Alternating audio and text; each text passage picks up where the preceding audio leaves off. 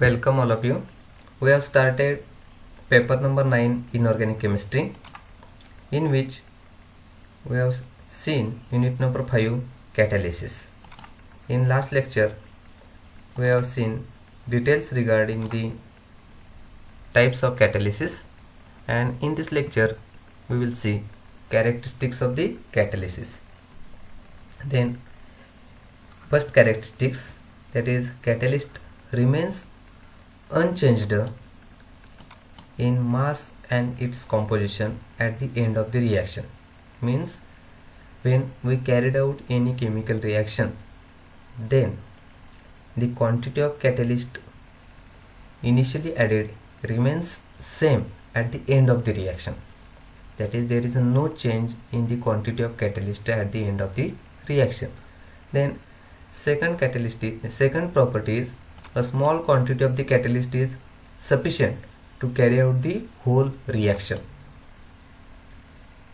It is small quantity of the catalyst necessary to speed up the reaction. Then third property is the catalyst cannot initiate the reaction, only it speed up or alter the rate of the reaction. It cannot start the reaction. Then fourth important property is the catalyst cannot change the position of equilibrium. This is very important point. That is, catalyst catalyze both forward reaction and backward reactions to the same extent in a reversible reaction, but it does not alter the equilibrium point, only speed up the reaction. And other characteristics of the catalyst are, that is, the chemical composition of catalyst remains unchanged at the end of the reaction. That is, composition of catalyst as it is at the end of the any chemical reaction. Then second most important, that is, small amount of catalyst is required to carry the reaction. Then catalyst has optimum temperature during the reaction. Then catalyst can be poisoned by the presence of small amount of poisons, that is anti-poisoning. If we add some substances which are poisonous to the reaction or which decreases the rate of the reaction, then catalytic activity will be prohibited. Then the activity of catalyst can be enhanced by some substances, and then that substances are called as promoters. For example, in the Haber process, along with iron we are adding molybdenum, and then here molybdenum act as a promoter to carry out the reaction. Then catalyst usually loaded on support with high specific area, such as activated carbon, silica. With the use of activated carbon, silica, catalyst is added, that is by using some supports to carry the reaction. Then in overall characteristics of the catalyst remains unchanged with respect to mass and its composition during the reaction. Small quantity of catalyst is required to carry the reaction. Then catalyst does not change the equilibrium constant value. Then catalysts are specific in nature, means that every reaction is catalyzed by a specific catalyst. Then that is, catalyst is designed for specific reaction. One catalyst is not used for another 10 reactions. That is, for each and every reaction we require new catalyst. Then catalyst exhibit maximum activity at a particular temperature. Then that temperature is known as optimum temperature.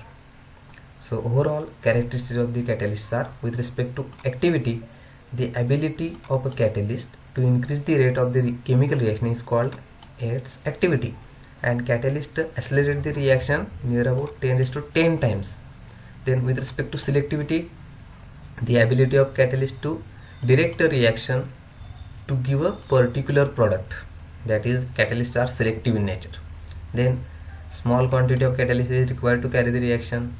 Then for any reaction there is a specific type of catalysts are used. Then physical property may change during a reaction, but it does not take part in the reaction. Catalyst, that is, there is no change in the properties of the catalyst, or which does not affect the ongoing reaction. Then catalyst does not influence on the general stoichiometric coefficients values. Then catalyst decreases activation energy due to this, which increases the chemical rate. And lastly, catalyst don't influence on the equilibrium constant value. So these are the some characteristics properties of the catalyst.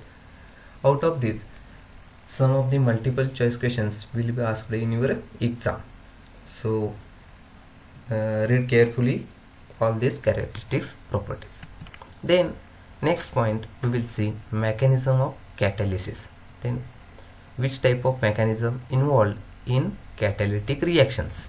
Then with respect to theories of catalysis, there are two main theories of catalysis. First one is intermediate compound formation theory, and second one is a adsorption theory. So first one is a intermediate compound formation theory. Then according to this theory, the catalyst reacts with one of the reactants to give an intermediate, which reacts with further another reactant to give the final product.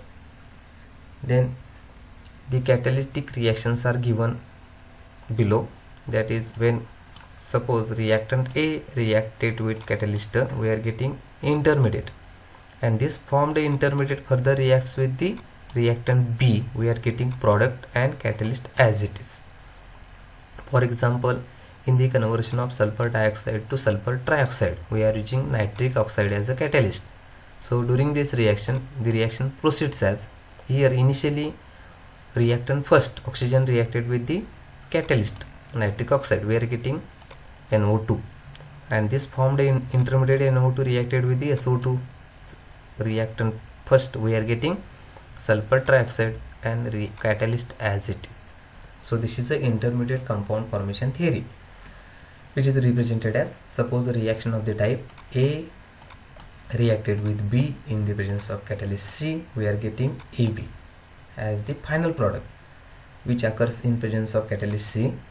So the stepwise mechanism is represented as, suppose reactant A reacted with the catalyst C, we are getting intermediate compound AC, and this formed the intermediate compound AC reacted with the another reactant B, we are getting the final product AB and catalyst as it is. So for the conversion of SO2 to SO3, the stepwise mechanism is, initially catalyst reacted with reactant first, we are getting intermediate, and this formed a intermediate further reacts with the, this is a NO2, further reacts with the SO2, we are getting sulfur trioxide and the product SO3 as a product and catalyst NO as it is. So this is the intermediate compound formation theory, and during this theory there is a one graph, energy versus progress of the reaction. So here reactants are converted into products, but if the reaction is carried without presence of the catalyst, then activation energy without catalyst is more, reaction is very slow, or speed of the reaction is very less. But when we add the catalyst, then activation energy of the reaction is very low, and the reaction is speed up very early. So this is the graphical representation of the intermediate compound formation theory. So thank you all of you for listening this mechanism with respect to intermediate compound formation theory.